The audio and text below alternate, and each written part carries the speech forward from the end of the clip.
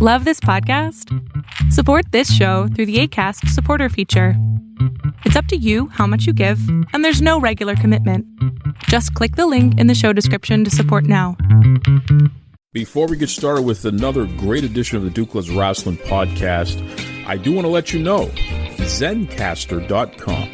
That's right, Zencastr.com. They are without a doubt my favorite website to head over to for all of these great conversations that you hear on the Duke Loves Rasslin podcast. Superior quality in sound. Also, they have a great video option as well if you need to record your videos. But the best part about it is the files are all split separately into MP3s. So you can edit them separately, you can put them together, do whatever you got to do. The main idea is Zencastr. Zencastr.com. That's Zencastr. For all of your podcasting, video conferencing, even if you just want to have a great conversation with your loved ones. All your needs there online for communication, Zencastr has you covered. That's right. You're locked in. Look at what we have here, folks. To the only show that matters. The cream of the crop. Duke Loves Rasslin. And there is no one that does it better than your host. I have come here to chew bubblegum and kick ass. The Duke. And I'm all out of bubblegum.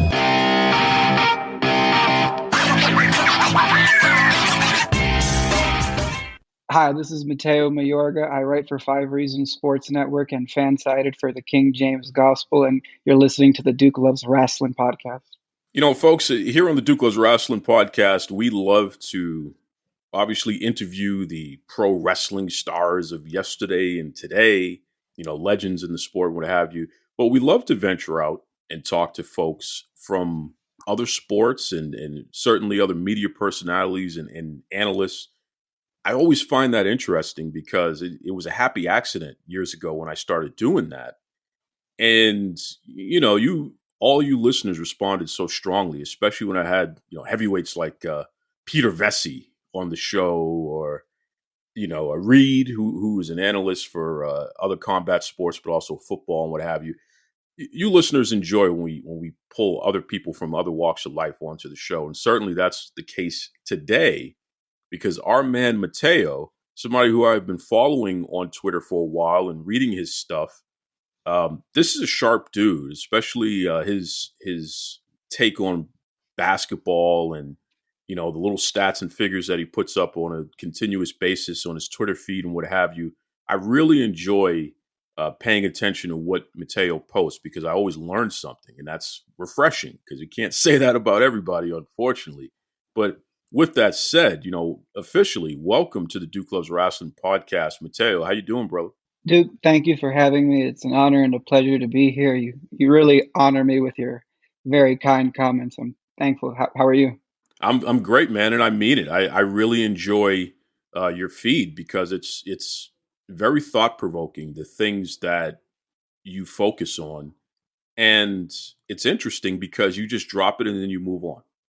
And it's like, I don't know if it's on purpose or not, but you definitely leave us wanting more of these little facts and stats and things of that nature. Where does that come from? Where does this come from, this whole style of tweeting in particular? You know, I haven't really thought about it. I guess I just keep it going because the news is always changing. You don't want to just like put some stats up just for a week and not keep it going. The season stretches from mid-October to mid-April. Then the playoffs end in June. So, you know, you got to keep the audience interested and also informed. But, you know, I take a lot of, you know, my style from the gentleman you just mentioned, Peter Vesey. I grew up reading him through the years. And the first time I actually heard him raw and uncut was on your show. And that was amazing. It was when he was talking about the whole thing that went down with Kawhi and the Spurs and how he ended up in Toronto. That was such a treat to listen to. But his work has really showed me a lot of the way, and in other areas of journalism, the work of someone like Christopher Hitchens, who wrote for Vanity Fair. I've tried to emulate the greats and, you know, try to do it my own way, but they definitely laid the blueprint for me. What I find fascinating is that you're a young guy, but you're like an old soul. I mean, we were talking offline a little bit about this. You really became a big basketball fan during what period? It was around middle school. LeBron had pretty much just come to Miami. It was very easy to learn the game watching greatness on the floor. Guys like him and Dwayne who could absorb extra help on defense because they were so lethal as slashers, and someone like Chris Bosh, who was really a player ahead of his time as a stretch big man who could space the floor. I learned a lot watching those guys, and obviously Kobe was still, I know he was around, he was a seasoned vet, but he was still amazing up until the point he tore his Achilles tendon in 2013. But this was the era where Tim Duncan was still a beast. KG was still very good, Paul Pierce as well. But I grew up watching some great players that taught me a lot. Oh, folks, this is fascinating because as everybody listening knows, I just turned 40, and it always shocks me when I talk to a wrestling fan and I say, I grew up watching Ric Flair. That was the first pro wrestler that really stood out for me, and his feud with Harley Race and what have you. And then I'll have a guest come on and they say the first feud they ever saw was John Cena versus Randy Orton. And I'm like, what? I mean, this is like 20 years later, right? Here you are. I grew up watching Larry Bird and Magic Johnson have their rivalry. That was my introduction to the NBA. And you're talking about when LeBron James was playing on the Miami Heat. I mean, what? It really doesn't get much better than that. Seeing the best player in the world for 4 seasons and they make the finals 4 years, winning 2 of those. I joke around a lot, and I don't really mean it as a joke. Those were some of the best years of my life. I was privileged enough to go to a lot of games because my dad covers sports and he knew how much it interested me, so he wanted me to go. It was an amazing experience that I still try to like go through NBA.com through their archive stuff to watch some of the old games because the league has changed so much. There wasn't so much 3-point shooting back. It certainly wasn't. I mean, there was some great shooting, especially from a guy like Bird, but For no, sure. man, it is, big men were actually big men. And it was, in comparison, a much slower game, which is ironic, but it was also a much rougher game. You could get away with a lot more back then, people punching each other in the face and stuff like that. You're not going to see that legally today on the court. But it's interesting because I'm a Miami Heat fan, and that goes all the way back to the beginning.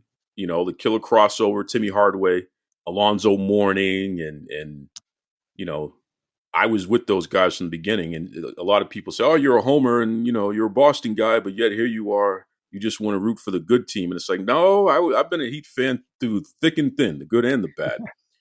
When you bring up a guy like Chris Bosh, here's a guy who had Hall of Fame stats, and unfortunately, he had a medical condition that sidelined his career and forced him into retirement. And it's it's a terrible thing that happens. And I feel like we're seeing more and more of that today. Maybe there's more advancements in medicine and what have you. So they're catching these things before it turns tragic. Thank goodness, by the way. But I relay that to something that you tweeted out recently. And I don't want to misquote you, but it had to do with the durability of players today. Give me some background on this so listeners can understand where we're going here. The league's NBA stats page goes as far back as the 1996-1997 season for tracking games played for on-court labor.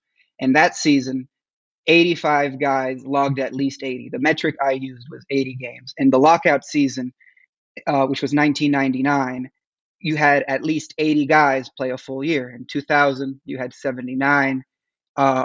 In 2010, it was also 79. But as you go a little closer to the times now, in 2015, you had 53 guys play over 80 games. And in 2021, 2022, which was last season, the NBA's first full season after the bubble, you only had 13 guys log 80 games. Now, there could be a lot of factors that are causing players to miss time with and affecting their durability. A big one could be, sleep. Players aren't getting enough rest because they travel a lot. You leave an arena after press duties, you get on a plane, and then you check into a hotel at 4 a.m. Sometimes you even have to play that next day. You're on a road back to back. Tim Grover, Michael Jordan, and Dwayne Wade, among other NBA superstars, as a trainer, has said that players aren't lifting enough weights like they used to. But we also must remember that COVID changed the world in 2020, and now there is increasing research that shows that people can be affected even a long time after they're not showing up. Well, they're not positive on tests. So this fascinated me. Okay, it completely fascinated me on many levels. One of them being because for the first time I just contracted COVID. I'm actually on day 9 of my recovery, which thank goodness I'm making a recovery, but I still got a little bit of congestion in the throat there.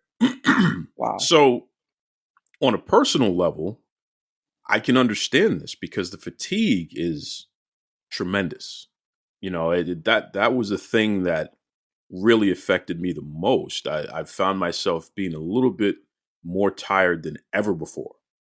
And discussing it with other people who have gone through it and what have you, they're saying the same thing. And, people who had it in October are still feeling the effects here in January, Right. and so on and so forth. So when I read your tweet, I was like, whoa, there's a lot of logic behind this here. And your personal opinion, because I know you were looking at the facts and you saw something that could have in fact, is very strong evidence that there is a correlation between the two. In your personal opinion, do you think it makes sense? Does this seem like a logical explanation for why the durability has gone down in the NBA? It certainly could be one. And Duke, I called the league's office twice this week to try to find out if they're looking into why people are missing so many games. Speaking of the players, and I did not get a response back after multiple attempts, which is unfortunate. But I think it certainly could be because you're still seeing players miss time because of COVID. For example, two-time reigning MVP Nikola Jokic of the Denver Nuggets, he missed a few games back in November because he got COVID. And the coach of the same team, Mike Malone, missed a couple of games last week because he was in COVID protocols. But really, some of the information I took away from the Houston Methodist Leading Medicine Center is that people can still feel the effects from weeks up to 6 months. And I think back to someone like Mo Bamba, forward/center for the Orlando Magic. He got COVID back in June of 2020. He did not play in the bubble in the restart. And later that year in December, when the league was gearing up for the next season, Coach Clifford was saying, there's no timetable for his return. Bamba eventually came back on January 4th of 2021 and was only able to log 46 out of 72 games that year, but he was not himself. This, as long as players can keep getting it, it could still be a factor affecting them. I think that on a personal level, I think it makes perfect sense. It's something that I doubt the NBA and the Players Association are going to, or more the NBA than the Players Association, they're probably going to be less inclined to admit this. We are talking about people's medical history and things of that nature, even if you're not asking for specific people, but just the general data.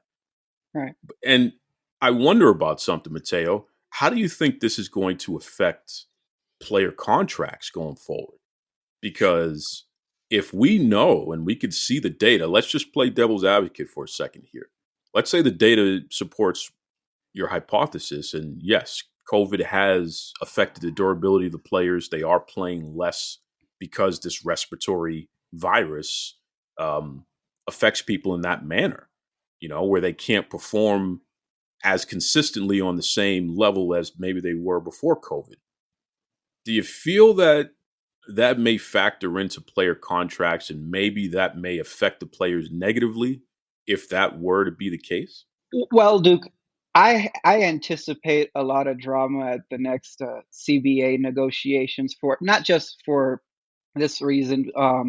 You've had players who wanted to bounce out of their situation when they have multiple years left. And this it could be interesting when you consider missing games because the best ability is availability. You hear a lot of the excuse of we're saving guys for the playoffs, but if you're resting a lot of your best guys, it's very hard to win in this league when your marquee guys are sitting.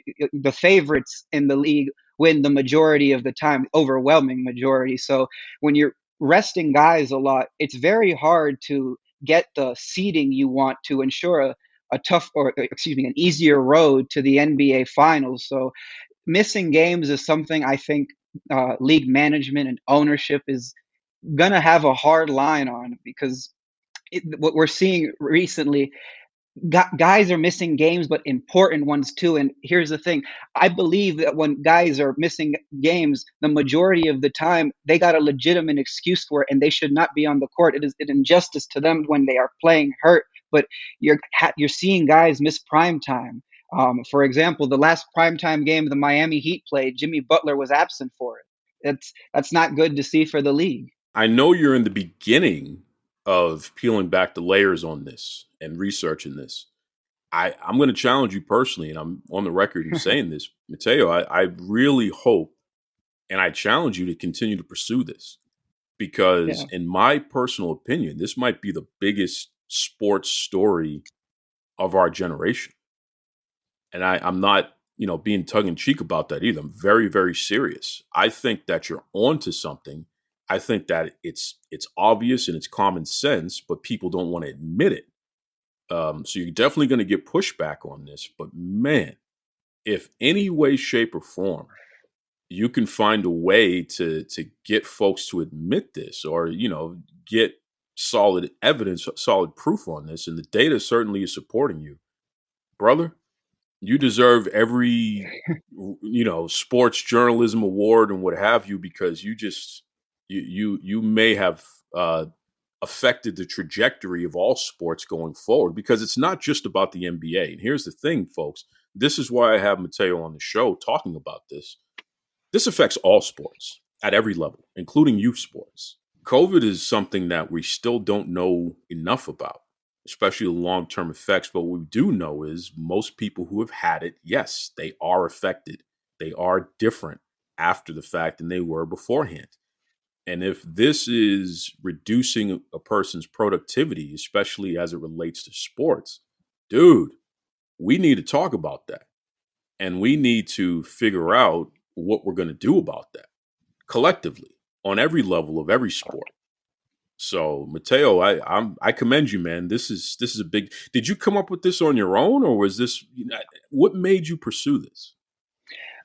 Duke, I was just researching the games played for the NBA guys, and I was just spitballing in my 5 reasons chat we got on Twitter with my colleagues and my boss in there, and my good friend Timothy Bain was the one who brought up COVID and saying, like, don't forget to think about that. And I wasn't at the time, and I was so blown away myself because some of the symptoms of just COVID are breathing troubles, joint pain, chest pain, brain fog, loss of taste and smell. But the really interesting ones to take note of here, Duke, are sleep issues and fatigue. We know how much already players are struggling to get the right hours of sleep because of travel. But when you're also fatigued, that affects how you recover. And if players are not fresh on the court, they're probably, conventional wisdom tells me,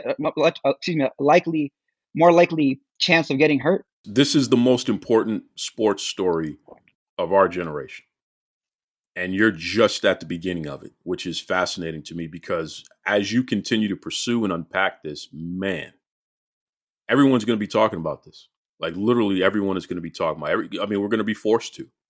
So kudos, Mateo, and to you and your colleagues and what have you, who you've bounced this off of. This is a big deal. It's a big deal. Why don't you let everybody know the best way to keep up with you? Because certainly I know everyone listening is definitely going to do that. They're going to want to know, where this goes so that they can make informed decisions in their own lives, especially as it relates to their children, quite frankly. So what's the best way to keep up with you? On Twitter, you can find me at Mateo Mayorga 23. On 5 Reasons Sports Network, I write pretty frequently throughout the week. I try to do at least 2 or 3. That's what I try to do at the very least. But my column is called Mateo's Hoop Diary. I write there on Fansided. I cover the Cleveland Cavaliers for the King James Gospel. Those are where I'm writing for right now. I'm always taking. I would love to take some new opportunities to write for some other networks as well. I always love to do more. If you are out there, and I'm talking to all the big timers out there, all of you newspaper folks, all of you sporting news channel folks, you know who you are. I appreciate you listening to Duke Loves Rasslin podcast. Of course, you need to get in touch with Mateo. This guy, he's at the cusp of something really, really big, and whomever he does this story for, they're going to get a lot of attention. So I encourage everybody, you want to do business with this guy because he's on to something. He's on to a big one here. Mateo, I respect you and I appreciate your hard work there. Before I let you go, I got to ask you one last question. And this is completely unrelated, but it's something that I love to talk about because I know that your family is Colombian, right? Yes. Okay. So it's the weekend. I want to go out. I want to grab a bite to eat. I want to try something that maybe I haven't tried before or what have you here. I'm ordering takeout. Got a nice Colombian restaurant. Thank goodness here in the greater Boston area, especially in East Boston, we have some fantastic Colombian restaurants. So I actually am a little familiar here. But from a man who's had the real stuff, what am I ordering and why? I would order a bandeja paisa. It's got all the good stuff. It's got a skirt steak or ground beef, however you like your meat. You've got rice, you've got a egg, you've got a nice Colombian sausage, you've got a little bit of like salad with it. It's very nutritious, delicious, and it feels very much like home.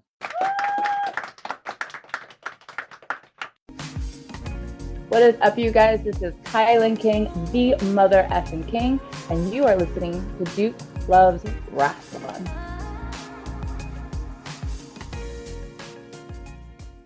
Be kind to yourselves and be kind to others. Take it away, Tony Schiavone. This is Tony Schiavone, and we're desperately out of time on Duke Loves Rasslin.